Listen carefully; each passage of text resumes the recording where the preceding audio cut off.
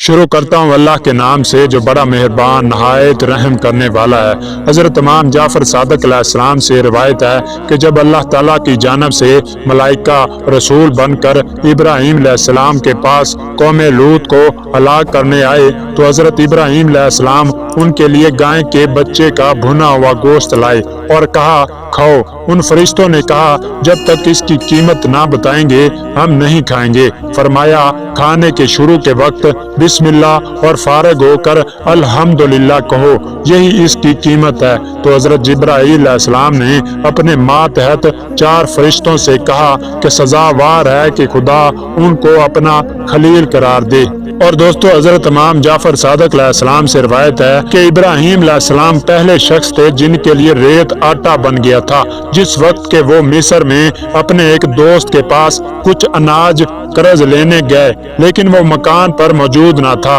हजरत इब्राहीम अलैहिस्सलाम को ये पसंद ना आया कि अपने बार बरदारी के जानवरों को खाली वापस ले जाए तो थैलों को रेत से भर लिया। जब अपने मकान पर पहुंचे तो जानवरों को जनाबे सारा के सुपुर्द किया और खुद शर्मिंदगी के सबब से मकान में ना गए और एक जगह जाकर सो रहे। जनाबे सारा ने थैलों को खोला, उसमें इतना बेहतर आटा था कि उससे उम्दा आटा नहीं हो सकता। तो हजरत बीबी सारा अलैहिस्सलाम ने उस आटे की रोटियां पकाकर हजरत इब्राहीम के पास लाई। हजरत इब्राहीम अलैहिस्सलाम ने पूछा कि ये रोटियां कहाँ से आई?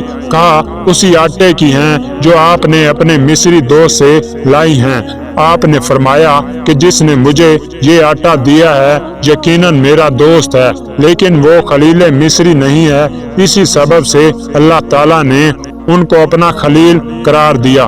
तो हजरत इब्राहीम अलैहिस्सलाम ने खुदा का शुक्र अदा किया और वो खाना नोश फरमाया। और दोस्तों दूसरी रिवायत में है कि हजरत इब्राहीम अलैहिस्सलाम बहुत ज्यादा मेहमान नवाज थे।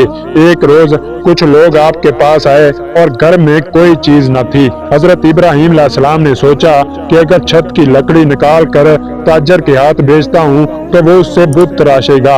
आखिर मेहमानों को मेहमान खाना में ठहराया और एक थैला लेकर सहरा में गए और 2 रकात नमाज अदा की। नमाज से फारग हुए तो थैला ना पाया। समझे कि खुदा ने उनके लिए सामान मुहैया कर दिया है और वापस मकान पर आए तो सारा को देखा कि कुछ पका रही है। पूछा कि ये चीजें कहाँ से तुमको मिली? कहा ये वही हैं जो किसी मर्द के हाथ आपने भेजी हैं। दरअसल अल्लाह ताला ने जिब्राईल अलैहिस्सलाम को मामूर किया कि जहाँ इब्राहीम अलैहिस्सलाम ने नमाज अदा की है वहाँ की रेत थैले में भर ले और इन पत्थरों को भी जो पड़े हुए हैं रख ले और सारा के पास पहुंचा दे। जिब्राईल अलैहिस्सलाम ने तामील की तो अल्लाह ताला ने रेत को साफ और भूसी दूर किया हुआ बाजरा और गोल पत्थरों को शलगम और लंबे पत्थरों को गाजर बना दिया। और दोस्तों इसके साथ साथ मैं आपको एक बहुत ही दिलचस्प मालूमात देता चलूं कि हजरत अमीरुल मोमिनीन अली अलैहिस्सलाम से रिवायत है कि पहले जमाना में आदमी कितना ही बूढ़ा क्यों ना हो जाता था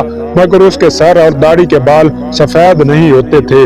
अगर किसी मजमा में कोई शख्स अपने बाप और दादा के साथ मौजूद होता तो कोई अजनबी शख्स बाप बेटे में तमीज ना कर सकता और पूछता कि इनमें कौन बाप है और कौन बेटा। जब हजरत इब्राहीम अलैहिस्सलाम का जमाना आया तो अर्ज की खुदावंदा मेरे लिए एक अलामत करार दे जिसे मैं पहचाना जा सकूं। लिहाजा आपके सर और दाढ़ी के बाल सफेद हो गए। और दोस्तों दूसरी रिवायत में हजरत इमाम मोहम्मद बाक़र अलैहिस्सलाम से रिवायत है कि पहले जमाना में लोग बेखबर मर जाते थे। जब हजरत इब्राहीम अलैहिस्सलाम का जमाना आया तो अर्ज की परवरदिगारा मौत के लिए कोई सबब करार दे जिससे मैयत को सवाब हो और साहिब मुसीबत के लिए तस्कीन का बायस हो।